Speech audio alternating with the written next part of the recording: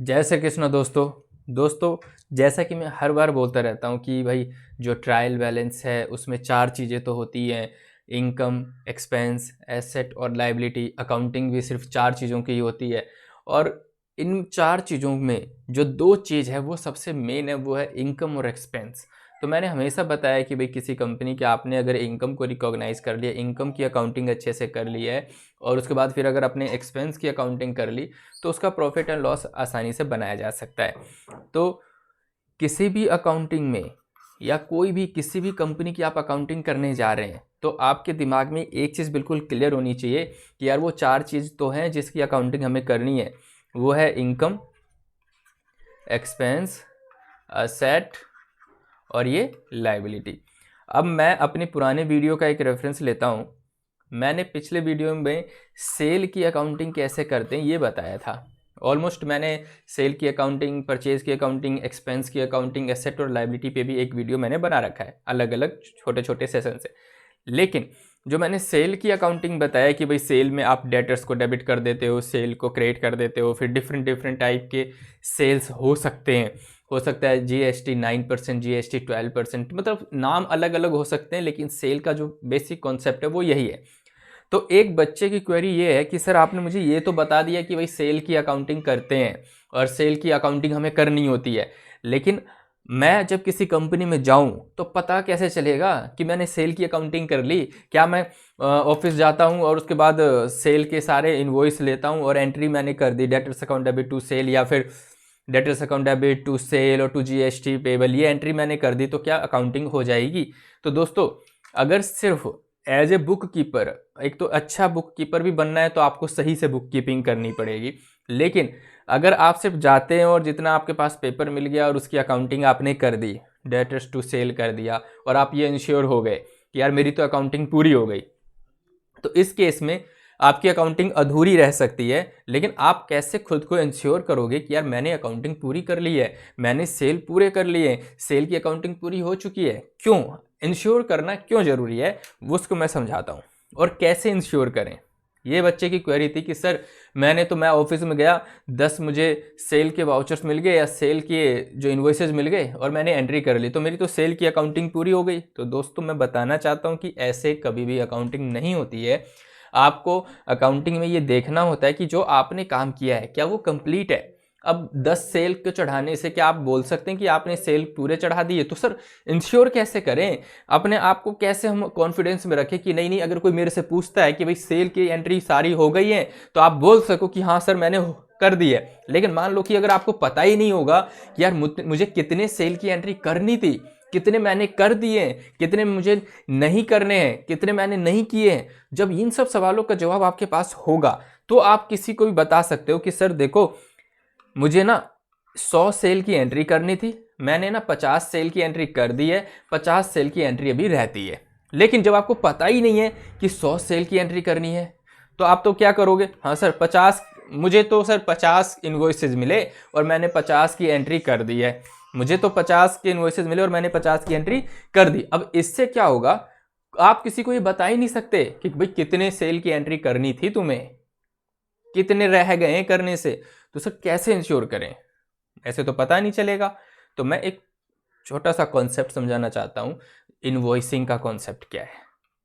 ये एक general format या जनरल अंडरस्टैंडिंग है किसी भी कंपनी के लिए। या फिर आप अपनी ही बात करो, मान लो आप कोई एक बुक लेके आते हो, ठीक है।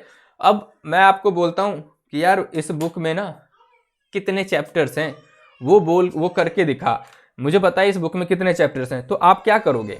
आप जाओगे इस बुक के इंडेक्स सेक्शन में, जो बुक के शुरुआती पेजेस होते हैं, एक या दो पेज के बाद ही इंडेक्स होता है जिसमें लिखा होता है कि इस बुक में ये चैप्टर हैं, जैसे कि चैप्टर नंबर 1, 2, 3, 4, 5, 6, 7, 8। तो क्या आपने कोई ऐसी बुक देखी है आज तक, या कोई किताब ऐसी आपने पढ़ी है जिसमें ये सीरियल ही ना हो, 1, 2, 3, चैप्टर नंबर 5, चैप्टर नंबर 6, 7, 8, 9, 10? नहीं, हर बुक में बचपन से हम देखते आ रहे हैं कि सर एक सीरियल नंबर मेंटेन होता है, 1, 2, 3, 4, 5, 6, 7, 8। इससे क्या होता है? इससे क्या फ़ायदा होगा सर, ये सीरियल नंबर क्यों होता है? कभी हमने सोचा? जरूर सोचा होगा। इससे ये कि हम किसी को आसानी से बोल सकते हैं कि यार मैंने 5वें नंबर का चैप्टर पढ़ लिया है, या आप किसी को ये बोल सकते हो कि मुझे ना 10 चैप्टर पढ़ने थे, मैंने उसमें से 4 पढ़ लिए। या आप किसी को बोल सकते हो कि मुझे 10 पढ़ने थे, मैंने अभी 6 नहीं पढ़े हैं, मैंने 5 पढ़ लिए। लेकिन आप किसी को ये बताओगे ही नहीं उस चैप्टर में, उस किताब में कितने चैप्टर हैं। मैं पूछता हूँ अच्छा भाई अकाउंट में कितने चैप्टर हैं, तो आप देखोगे इंडेक्स में जाके सर 15 है, 20 है। लेकिन अगर आपको पता ही नहीं होगा और मैं अगर बोल दूं अच्छा कितना % सिलेबस तुम्हारा फिनिश हो गया है, तो आप बोलोगे यार 2 चैप्टर तो मैंने पढ़ लिया है। अरे भाई मेरे सवाल का जवाब नहीं मिला ना मुझे, मैंने आपसे क्या पूछा कि भाई कितना सिलेबस फिनिश कर लिया है। तो अगर आपको ये पता होगा, अगर आपको ये पता हो कि भाई हाँ इसमें ना 20 चैप्टर हैं, मैंने 2 पढ़ लिए, तो सर 10% सिलेबस मेरा पूरा हो गया। लेकिन जब सवाल ये उठता है कि सर पता ही नहीं है कि 20 चैप्टर हैं, सिंपल सा लॉजिक है। ऐसे ही कॉन्सेप्ट, यही चीज़ इनवॉइसिंग को लेकर भी चलती है। इनवॉइसिंग की भी शुरुआत एक सीरीज से होती है, हो सकती है 1 2 3 4 5 6 हो, या फिर कई ऑफिसेज या कई कंपनियां क्या करती हैं 1001 1002 1003, मतलब सीरीज कुछ भी हो, XYZ हो सकती है, लेकिन एक सीरीज मेंटेन किया जाता है। असेंडिंग ऑर्डर में, बढ़ते हुए क्रम में एक सीरीज मेंटेन होता है। कुछ भी हो सकता है, जैसे मान लो AX101, AX102, AX103, AX104। मैं ये सीरीज के एग्जांपल दे रहा हूँ। इनवॉइस जो है ना, according to GST law, GST provision, invoice maximum 16 digit का हो सकता है। तो सोचो दोस्तों कि कई लोग इनवॉइस जो हैं वो बहुत बड़ा बनाते हैं, बहुत बड़ी एक सीरीज होती है, लेकिन मैं कहने का मतलब ये है कि वो एक मेंटेन किया जाता है। उस सीरीज को असेंडिंग ऑर्डर में, बढ़ते हुए क्रम में लिखा जाता है। आपने कोई भी ऐसी किताब नहीं पढ़ी होगी जिसमें पहले चैप्टर नंबर 10 है, फिर 9 है, फिर 8 है, फिर 7 है, फिर 6 है, नहीं है ना।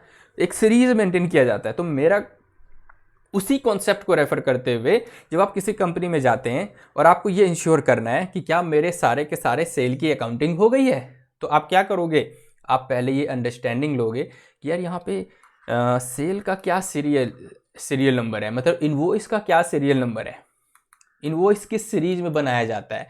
हो सकता है उनकी सेल अगर 3 तरीके की है तो तीनों सेल के लिए अलग अलग सीरीज मेंटेन करते हो। कोई ज़रूरी नहीं कि भाई एक ही सीरीज चल रहा हो। कई आपने देखा भी होगा, कई बार क्या होता है 1 2 3 4 5 6 होती है किसी चैप्टर में, है ना। लेकिन कई बार ये भी तो होता है 1 इस तरीके से भी लिखा होता है रोमन संख्या में। तो सीरीज डिफरेंट टाइप के लोग रख सकते हैं। मान लो कि कोई ऐसी कंपनी है जो एक्सपोर्ट भी कर रही है, लोकल में भी सेल हो रही है, एक्सपोर्ट सेल भी हो, तो वो हो सकता है एक्सपोर्ट सेल के लिए एक अलग सीरीज मेंटेन कर ले और लोकल सेल के लिए अलग सीरीज मेंटेन कर ले। तो आपको पहले अंडरस्टैंडिंग लेनी पड़ेगी कि भाई आप कितने टाइप के सीरीज में इनवॉइस रेज कर रहे हो।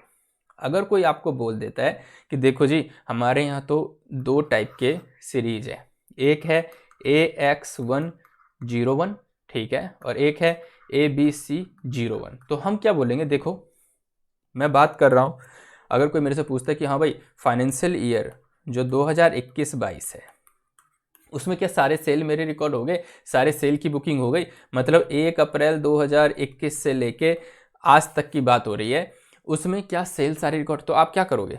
अच्छा एक बात बताओ, जब हम अप्रैल में थे, मतलब 1 अप्रैल 2021 से इस फाइनेंशियल ईयर की शुरुआत हुई है, तो सर बताओ आपने कौन सी सीरीज से इनवॉइस बनाना शुरू किया। तो आपको बता रहे हैं देखो भाई AX101 से मेरा सीरीज शुरू, जनरली लोग 1 अप्रैल से नया सीरीज एडॉप्ट कर लेते हैं, या फिर बोल देता है कि भाई ABC01 है। ओके, तो आपको सीरीज का मतलब पता चल गया। तो अब आप उससे पूछोगे कि भैया आपने अभी तक मान लेते हैं आज अगर कोई बंदा पूछ रहा है तो आप उसी से पूछो, या कोई जो बंदा इनवॉइस बना रहा है उससे पूछना पड़ेगा कि आपने कल तक कौन सा इनवॉइस बनाया है। तो वो बोलेगा भाई देखो मैं तो अभी बना रहा हूँ, या फिर अभी आप कौन सा प्रेजेंट इनवॉइस बना रहे हो, सर देखो मैं तो अभी AX1590 बना रहा हूँ। तो अब आपकी अंडरस्टैंडिंग हो गई यार 1 से लेके 590 इनवॉइस, 1 से लेके 590 नंबर तक के इनवॉइसेस तो ये बंदा बना चुका है ना। अब अपना दिमाग लगाते हैं अकाउंटेंट वाला। अभी तक जो मैंने दिमाग लगाया वो अकाउंटेंट वाला दिमाग नहीं था, वो हमारी स्कूल लाइफ, कॉलेज लाइफ में या बचपन से जो हमने सीखा है, हम वो चीज़ अभी तक उसी अंडरस्टैंडिंग के बेस पे ये हमने पता लगा लिया कि यार 590 सीरियल नंबर पे अगर बंदा चल रहा है तो इसका मतलब 590 नंबर इनवॉइस, 590 इनवॉइस बना चुका है। तो हम नेक्स्ट मेरा क्या गोल होगा ये तो पता चल गया कि मुझे 590 सेल की एंट्री करनी है, पहला टास्क पता चल गया। दोस्तों जब अगर आपको पता ही नहीं रहेगा ना कि करना क्या है, तो आपकी क्लैरिटी कभी नहीं रहेगी काम को लेकर। आप बस काम करते रहोगे लेकिन कॉन्फिडेंस नहीं आएगा कि आप जो कर रहे हो क्या वो सही है। कल होके कोई भी हिला देगा तुम्हें, कोई भी आके बोलेगा भाई यार तू तो कुछ भी नहीं कर रहा है, तुझे तो यही नहीं पता कि तूने सेल चढ़ाए, और सामने वाला बोलता है ये वाली तो एंट्री नहीं है ना। तो अब जैसे कि एक सिंपल सी लॉजिक है भाई, 2 और 2 4 ही होते हैं, उसको कोई बंदा 5 बोल देगा आप नहीं मानोगे। लेकिन अगर आपको यही नहीं पता 2 और 2 4 है, तो फिर बंदा 5 बोले या 6 बोले या 10 बोले, आप मतलब सोच में पड़ जाओगे यार ये शायद सही बोल रहा है, शायद ये हो सकता है मेरे से कुछ मिस्टेक हो गई है। लेकिन हमने बचपन से दिमाग में एक सेट कर लिया यार नहीं 2 और 2 तो 4 ही होते हैं। इवन भगवान भी अगर आके बोल देंगे ना 2 और 2 5 होते तो हम नहीं मानेंगे, है ना, भगवान को भी मैथ सिखा देंगे। ऐसे ही दोस्तों जब आपके कॉन्सेप्ट क्लियर होंगे, क्लैरिटी होगी आपके माइंड में कि मुझे करना क्या है, मुझे एक टास्क दिया गया कि भाई सेल की अकाउंटिंग करनी है, मतलब सेल के सारे इन्वॉइसेस बुक्स ऑफ अकाउंट में मेंटेन करने, रिकॉर्ड कर देने हैं। मैं अभी भी ना एक बुक कीपिंग के पॉइंट ऑफ व्यू से ही बात कर रहा हूँ। लोग अच्छे से बुक कीपिंग भी नहीं कर पाते और वो अपने आप को अकाउंटेंट बोलते हैं। मैं अभी बुक कीपर की बात कर रहा हूँ, अकाउंटेंट की तो मैं बात ही नहीं कर रहा। तो एक अच्छा बुक कीपर भी वही होगा ना जो अच्छे से बुक कीपिंग करेगा, अच्छे से सारे सेल की एंट्रीज चढ़ाएगा। लेकिन वो कब चढ़ाएगा? जब उसको पता हो। तो अब मुझे पता चल गया कि भाई 590 इनवॉइसेस चढ़ाने हैं, ठीक है। अब सवाल उठता है कि सर 590 इनवॉइसेस चढ़ाएंगे कैसे? मुझे तो इनवॉइस भी नहीं पता, है ना, इनवॉइस कहाँ है? तो एक अकाउंटेंट या फिर एक बुक कीपर अपना दिमाग लगाएगा।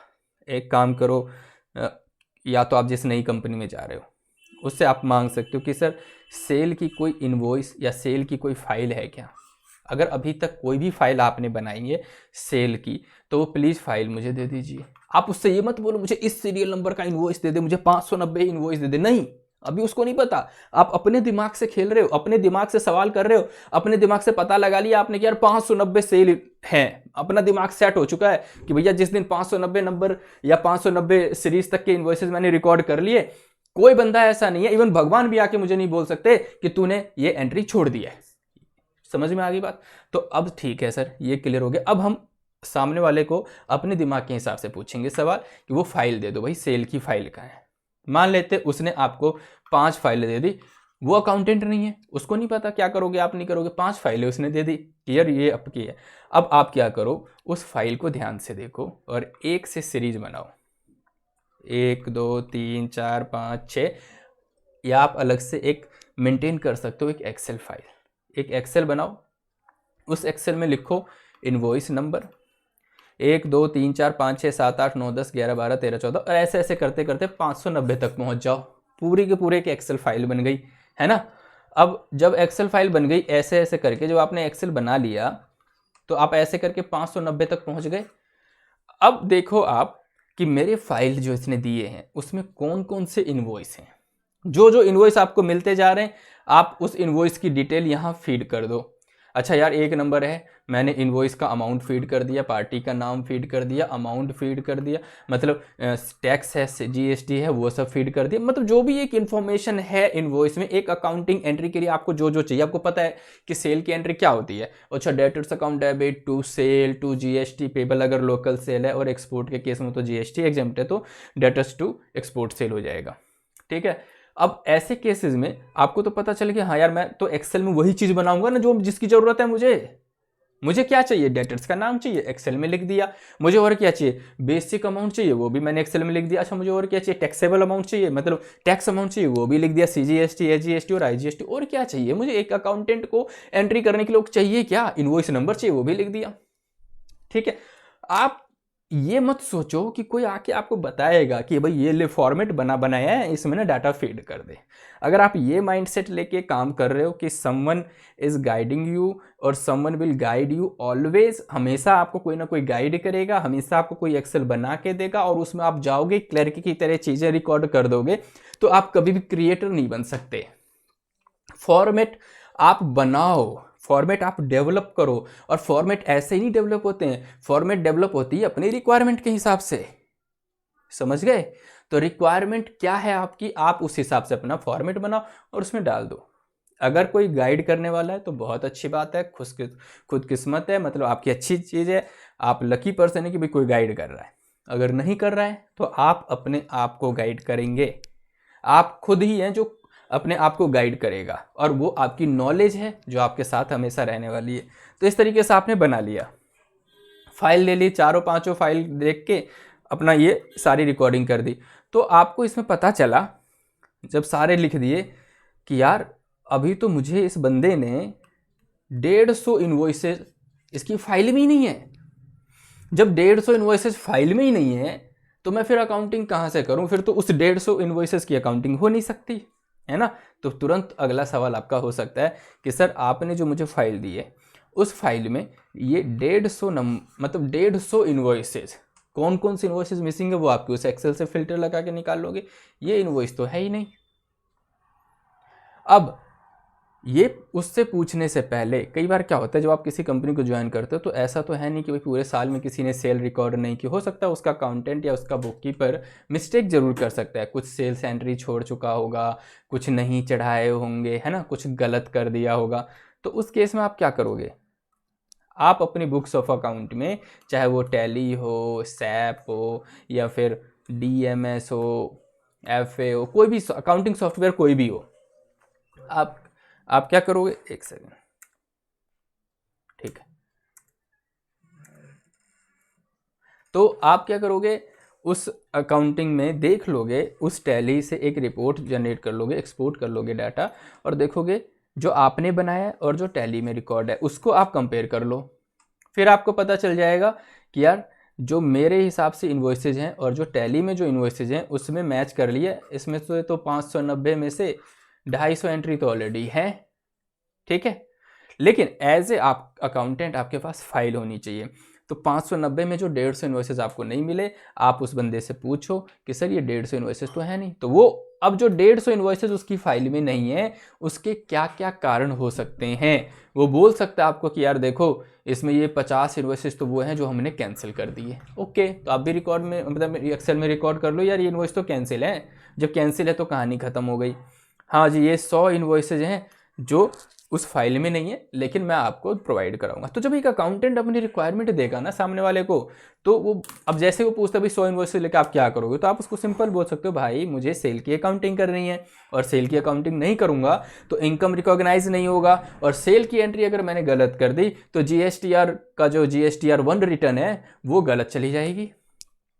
तो जब आप इतनी कॉन्सेप्चुअल क्लैरिटी रहेगी ना आपकी कि एक छोटे से सेल की अकाउंटिंग से क्या इंपैक्ट पड़ सकता है, वो मैं बता देता हूँ। एक सेल की अकाउंटिंग से P&L पे इंपैक्ट पड़ेगा, प्रॉफिटेबिलिटी गलत निकल जाएगी। अगर आपने सेल ज़्यादा चढ़ा दिया तो प्रॉफिट ज़्यादा दिखेगा, सेल कम चढ़ा दिया प्रॉफिट कम हो जाएगा, ठीक है। और अगर आपने सेल कम चढ़ाया तो उसके जो डेटर्स होंगे वो भी गलत हो जाएंगे, जिससे पैसा लेना बनता है वो भी गलत हो जाएंगे। तो आप एक छोटी सी एंट्री नहीं है सेल, एंट्री तो बहुत आसान है डेटर्स टू सेल, लेकिन इस सेल का लिंक किस किस से है अगर वो आपको पता होगा ना तो आप इसका जो वैल्यू है इस अकाउंटिंग का वो समझ पाओगे। अगर आप सेल सही से करते हो तो डेटर्स की अकाउंटिंग अच्छे से, मतलब डेटर्स की रिपोर्ट अच्छे से निकल सकती है, किससे कितना लेना बनता है, प्रॉफिट एंड लॉस अच्छे से बनेगा, नेट प्रॉफिट और नेट लॉस अच्छे से निकल जाएगा, और GSTR 1 जो GST रिटर्न है वो अच्छे से और सही फाइल हो सकती है। तो इस तरीके से आपको कॉन्फिडेंस रखना पड़ेगा अपने ऊपर कि भाई अब इस 590 से बाहर तो कुछ है नहीं, और इसको अगर मैंने इन्वॉइसेज ले लिए, एंट्री चढ़ा दी, सारे टैक्स से चढ़ा दिए, तो कौन आएगा चैलेंज करने।